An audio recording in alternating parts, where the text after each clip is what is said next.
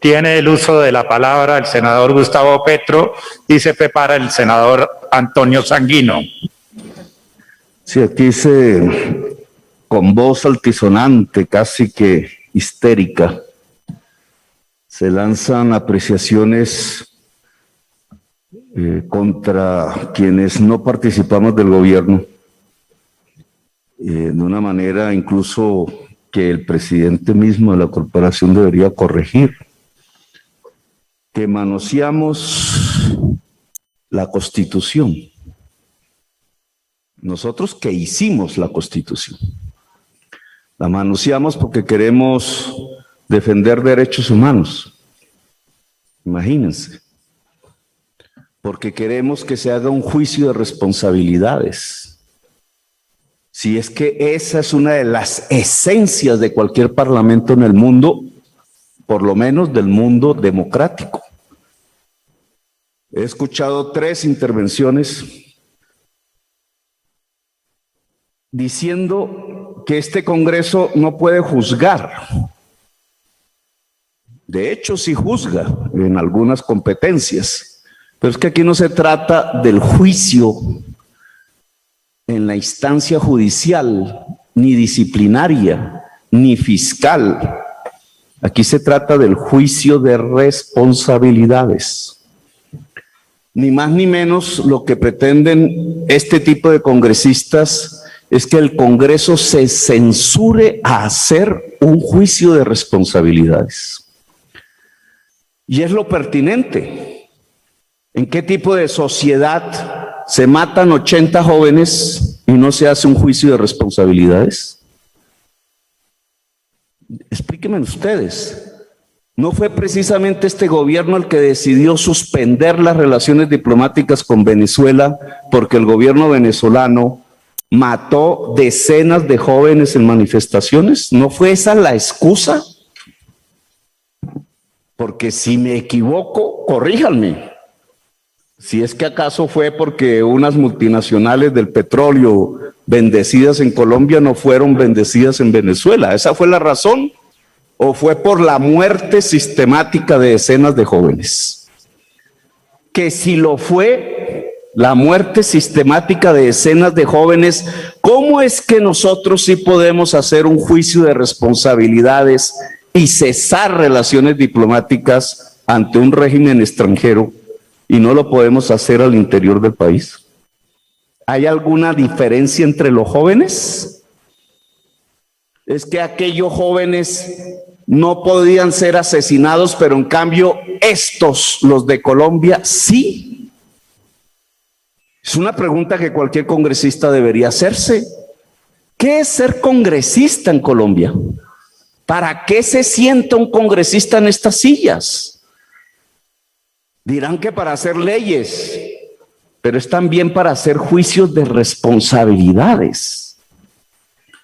El juicio de responsabilidad no tiene una consecuencia jurídica, indudablemente, de eso no estamos hablando, pero el juicio de responsabilidad sí tiene una consecuencia política.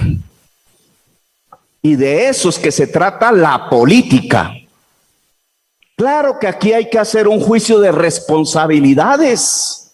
Si hay que miles de jóvenes detenidos arbitrariamente. Se lo demuestran todos los días los medios de comunicación cuando esos jovencitos y jovencitas salen libres por detención arbitraria. ¿Eso qué significa? Que fueron capturados ilegalmente por el Estado. Miles. No estoy hablando de casos aislados, estoy hablando de que sistemáticamente se está deteniendo jóvenes porque protestan. Y resulta que ese es el síndrome no de una democracia, sino de una dictadura. Y hay 70 mutilados, señores congresistas. Piensen qué pasaría si sus propios hijos fuesen mutilados por un miembro del Estado colombiano. Y hay 80 asesinados, y hay decenas abusados. ¿Qué hacemos? ¿Nos callamos? Iba a utilizar la palabra ladino, pero ladino es una palabra profundamente racista, que hay que extirpar de nuestro uso. Pero hay que ser muy sin corazón.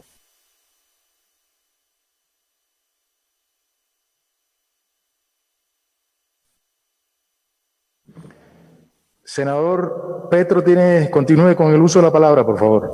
Gracias, presidente Char. Hay que ser muy sin corazón. Hay que tener demasiado ser sin alma para pedirle a un Congreso de la República que no haga un juicio de responsabilidad cuando han muerto 80 jóvenes. Eso nunca había pasado en la historia. Claro, me dirán, es que los mataron en casos aislados. Es que el número no es así. Es que miren, la contraparte también hay cantidades de ventanas rotas, de vidrios desplomados, quizás. Pero eso no puede impedirle al Congreso de la República hacer un juicio de responsabilidad a una institución que es responsable en general de la muerte de 80 jóvenes en Colombia. Han manchado de sangre el uniforme. Y eso tiene unos culpables concretos, individuales. El fiscal debe dar cuenta, no la justicia penal militar, el fiscal debe dar cuenta. Pero eso también tiene unos responsables políticos. Y ahí va el juicio de responsabilidad. ¿Quién es el jefe de la institución que permite que su institución se manche de sangre de jóvenes inocentes solo por protestar? ¿Quién es? ¿Quién es el ministro que permite tamaña bellaquería contra los derechos humanos y contra la Constitución del 91? Porque quien manosea la Constitución de...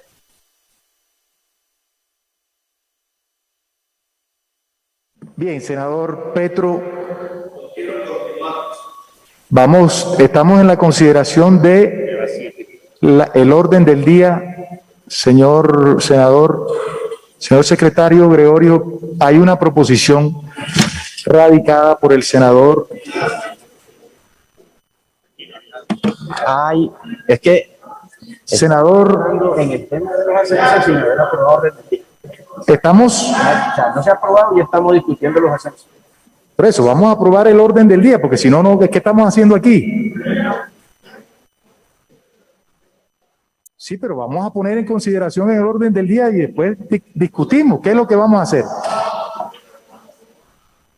Señor secretario, lea la proposición que se radicó por el senador Cepeda. Sí, hay tres proposiciones.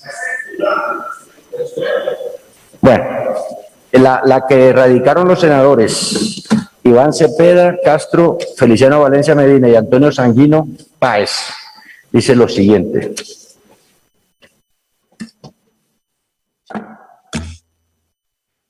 Exclúyase el punto 6, lectura de informes que no hacen referencia a proyectos de ley o de reforma constitucional, ascenso de fuerzas militares, del orden del día de la plenaria del 8 de junio de 2021 y apruébese por la plenaria del Senado de la República con fundamento en lo dispuesto en el numeral 3 del artículo 264 de la ley 15 de 1994.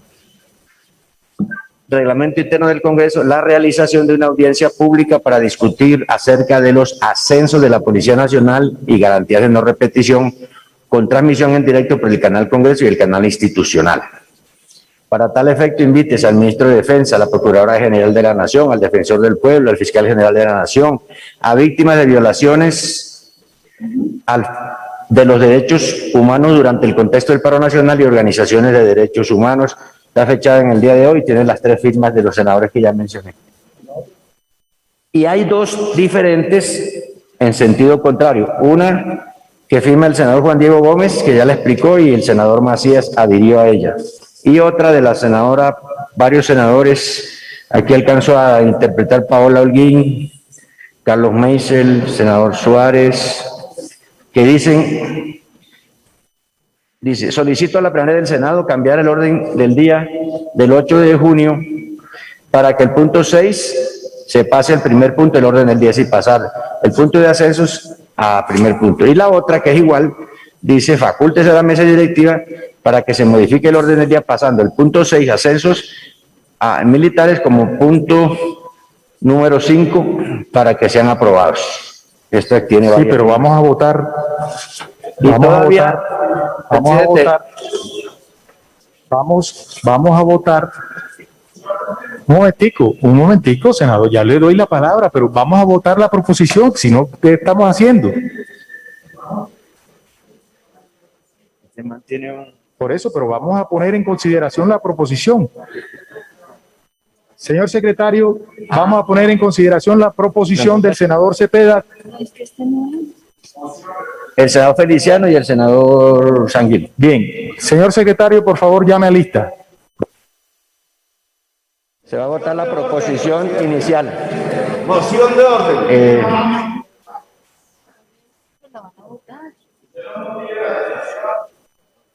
No, como estamos en votación, no se puede. Dame una lista de votación.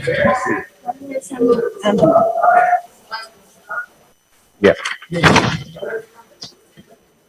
Bueno, tiene dos minutos. 2 minutos, senador Antonio Sanguino, 2 minutos el senador Gustavo Bolívar, ¿y quién más? Senadora Paola Holguín, senador Iván Cepeda. Porque ya tiene 7 minutos, senador Petro, tiene 7 minutos. No, pero no, senador Antonio Sanguino, tiene el uso de la palabra. Presidente, muchas gracias. No solo lloramos por un solo ojo, lloramos por 65 ojos mutilados por la fuerza pública en medio del paro nacional. Quiero aclarar con relación a la proposición que hemos presentado con el senador Iván Cepeda y con el senador Feliciano Valencia. Primero, esta es una nueva instancia, la plenaria, en el trámite del ascenso del mayor general Vargas. Segundo, no estamos alterando el procedimiento reglado por la Constitución. Estamos fundamentalmente proponiendo una audiencia pública que permita, por lo menos, que este Congreso escuche a quienes han sido víctimas de la violencia policial en el contexto del paro nacional. Violencia policial que ha motivado la visita de la Comisión Interamericana de Derechos Humanos, que está precisamente recogiendo testimonios y documentando la más grave crisis de violación a los derechos humanos ocurrida en Colombia en la historia reciente en contextos de protesta social y de movilización ciudadana. Tercero, señor presidente, nosotros sencillamente estamos invocando una facultad que tiene este Congreso de deliberar y de escuchar a los ciudadanos en un momento excepcional como el que está viviendo el país en relación con estas materias. Estamos examinando un ascenso o unos ascensos en circunstancias absolutamente excepcionales. Y aquí lo que estamos tratando de reivindicar es el derecho de las víctimas de la violencia policial a ser escuchadas por el país y por el Congreso de Colombia antes de votar el ascenso. Y finalmente, presidente, precisamente hoy, 8 de junio. Continúe, senador Antonio, 1 minuto, por favor. Precisamente, qué casualidad. Un 8 de junio de 1929 fue asesinado en Bogotá por las fuerzas oficiales de aquel entonces el estudiante de Derecho de la Universidad Nacional, Gonzalo Bravo Pérez, por el cual y por esos hechos precisamente también se conmemora el Día del Estudiante Colombiano. Qué casualidad, qué triste casualidad, señor presidente, y por esa razón esperamos que este Congreso escuche a las víctimas de la violencia policial en estas circunstancias. Gracias, presidente. Bien, senador Antonio Sanguino.